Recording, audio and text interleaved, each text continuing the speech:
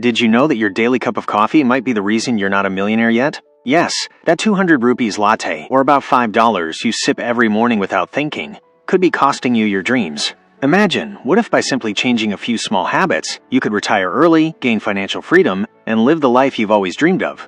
Today we're decoding The Latte Factor by David Bach, a book that teaches you how to understand your money, make it work for you, and how to become truly rich without ever looking rich. Stick around till the end of this video, because this isn't just information, it's the key that could unlock your future. Welcome to Invested Intellect, where books open doors to real-life transformation. Chapter 1. Zoe, a girl just like us. Have you ever reached the end of the month and thought, after all this hard work, why is there nothing left? Meet Zoe Daniels, a 27-year-old woman working at a magazine company in New York City. On the outside, she seems to have it all: a decent job, the glam of city life, and a hot latte in hand every morning. But the truth? Zoe is living paycheck to paycheck. No savings, no investments. And the moment her paycheck lands, it's eaten up by rent, bills, and random spending. That's when the book hits us with a powerful truth. No matter how much you earn, if you don't change your habits, you'll never be rich. Zoe had two options. 1. Accept her lifestyle and stay financially stressed. 2. Or choose a new path, one that could actually lead to freedom. And that's when she meets Henry, an older, wise photographer who changes her life forever. In their very first conversation, Henry asks, "Are you really as broke as you think you are?"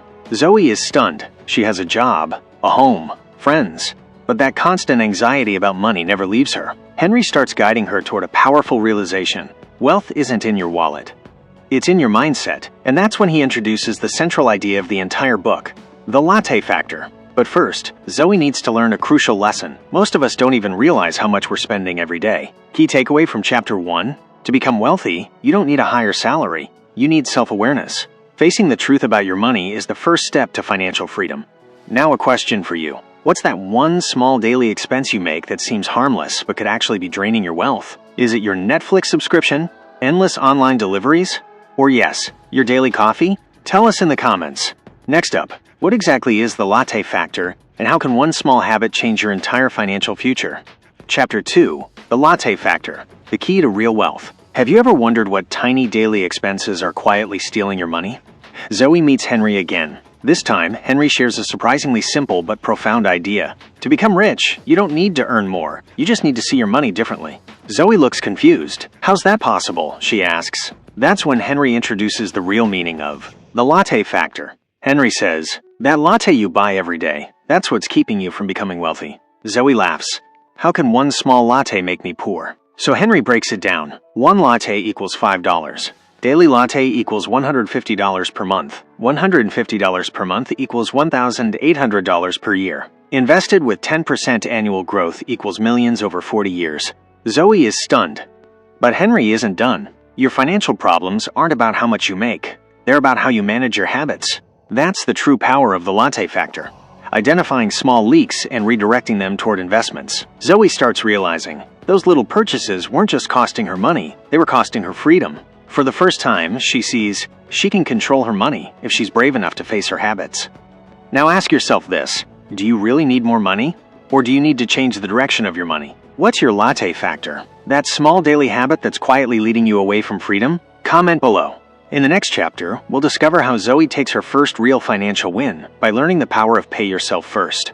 Chapter 3. Pay yourself first. Zoe is starting to realize making money isn't enough. The real game is managing it. Now Henry drops a principle that flips her entire mindset.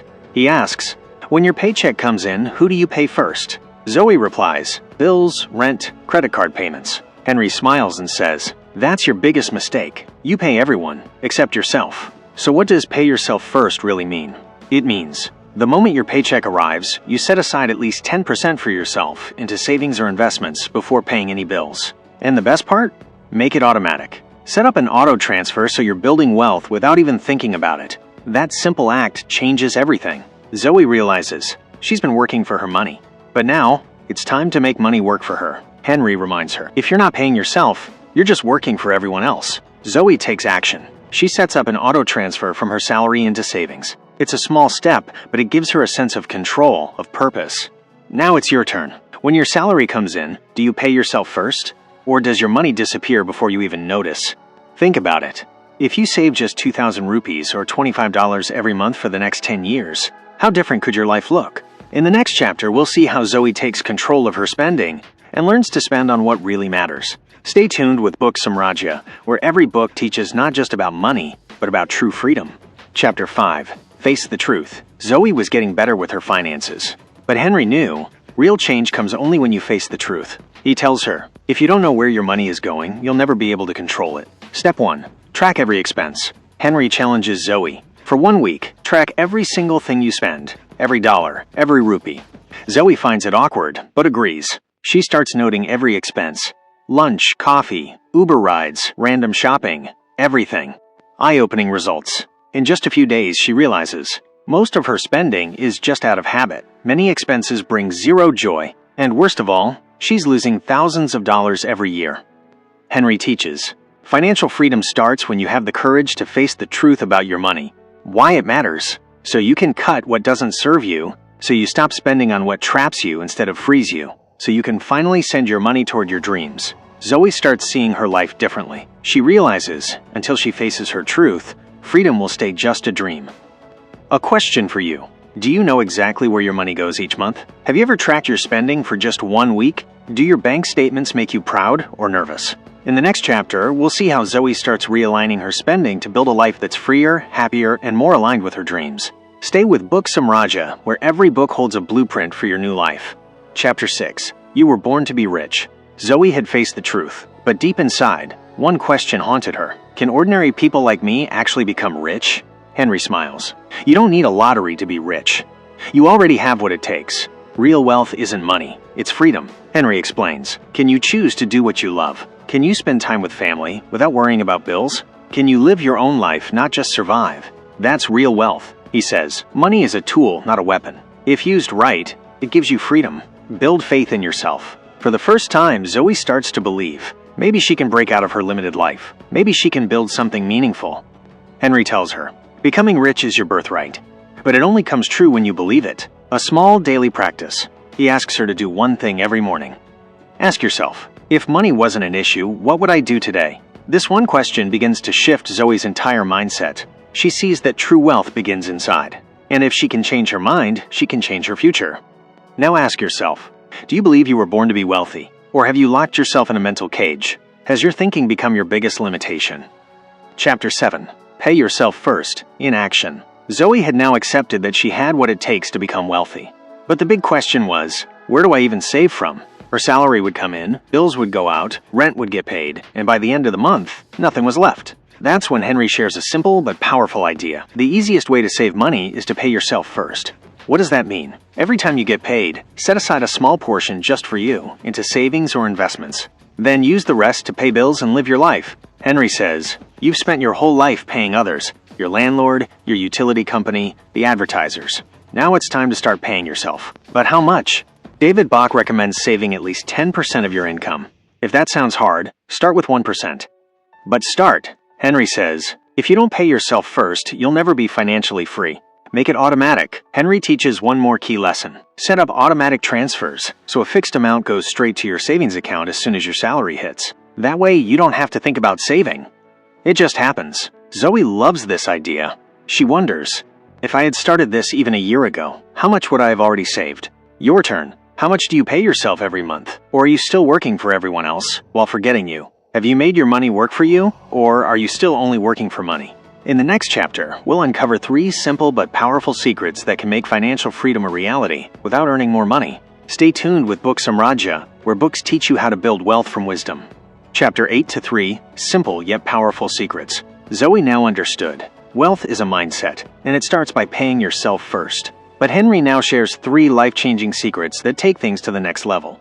David Bach says, financial freedom isn't magic, it's a system, and anyone can follow it. Let's break it down. Secret 1. Pay yourself first. We've already explored this, but Henry deepens it further. Every dollar you touch, send the first part toward your future. If you're thinking, but I barely have anything left to save, Henry responds, you don't need more money to start. You just need to make a decision.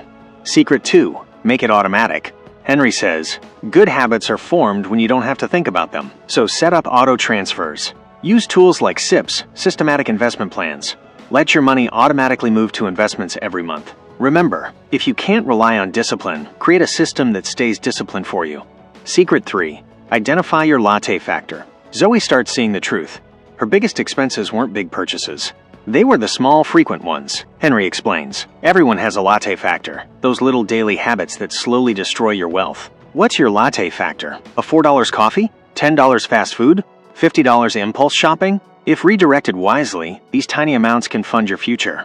Now reflect. Have you identified your own latte factor? Have you built a system where money works for you, not the other way around? In the next chapter, Zoe learns to put a price tag on her dreams and discovers a truth that most people never realize. Chapter 9. Put a price on your dreams. Zoe had changed her relationship with money. She wasn't afraid anymore. She was getting in control. Now Henry challenges her with the next step. It's time to put a price on your dreams. A dream equals a goal plus a number. Henry teaches. Every dream, whether it's traveling the world, starting a business, or living freely, comes with a cost. And until you know that number, your dream will stay a fantasy. Zoe asks, but how do I calculate what my dream costs? Henry smiles and says, it's not rocket science. Just be honest. What do you want? By when? And what will it cost?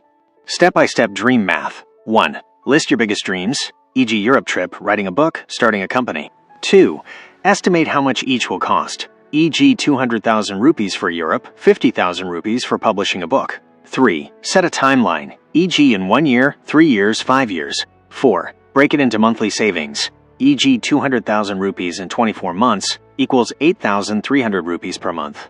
Turning dreams into numbers removes fear. Henry says, once you put numbers to your dreams, fear disappears and action begins. Zoe realizes things that once felt impossible were just waiting for a plan and a little saving.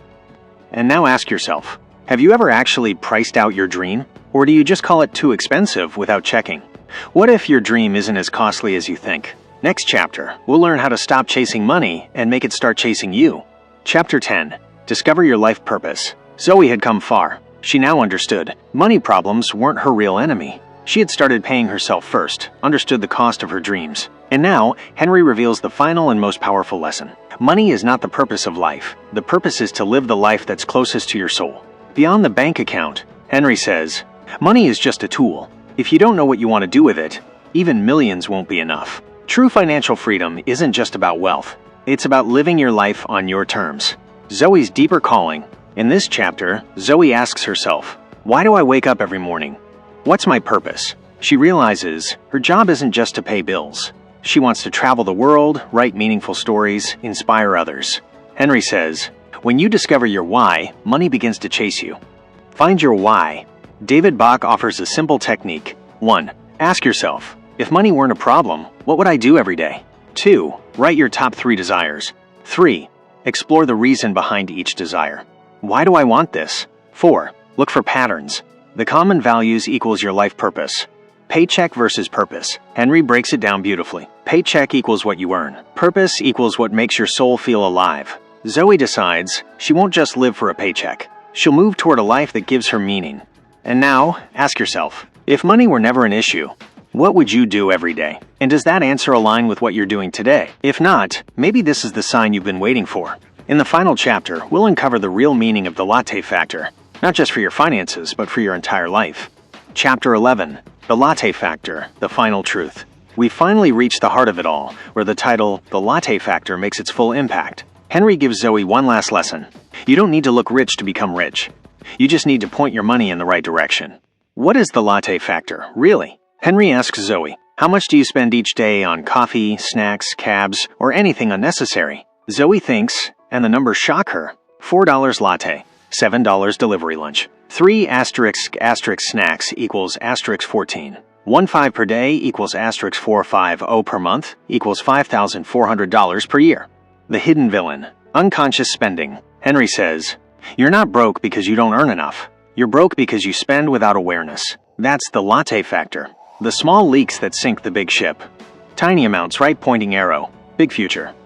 David Bach proves, save just 300 rupees, $4 per day. Invest at 10% annual growth. Over 20 to 30 years equals millions. The real magic, consistency plus time. Zoe's awakening. She now realizes she can become rich. No promotion, no lottery, just better daily habits. Henry says, The secret to wealth isn't giant wins. It's the small, smart choices you make every day. Now the final question for you. Have your small daily habits, your $3, $5, 200 rupees expenses, been slowly killing your financial freedom? Now that you understand the Latte Factor, are you ready to change your life, one habit at a time? The path to wealth doesn't require big changes. Just small, conscious decisions, done consistently. That 200 rupees coffee could be the wall between you and your dream life. So the choice is yours. Will you take back control of your money and build freedom, or keep running in a race with no finish line? Tell us in the comments. Have you ever tracked your hidden expenses? And are you ready to make a real shift, starting today? If this video helped you, please like, subscribe, and share it with someone who needs to hear this. At Book Samraja, we'll keep bringing you powerful book lessons with real-life solutions. Because every book is an empire, and you are its king. See you in the next book, where your next breakthrough might be waiting. Long live books. Long live wisdom. Welcome to Invested Intellect.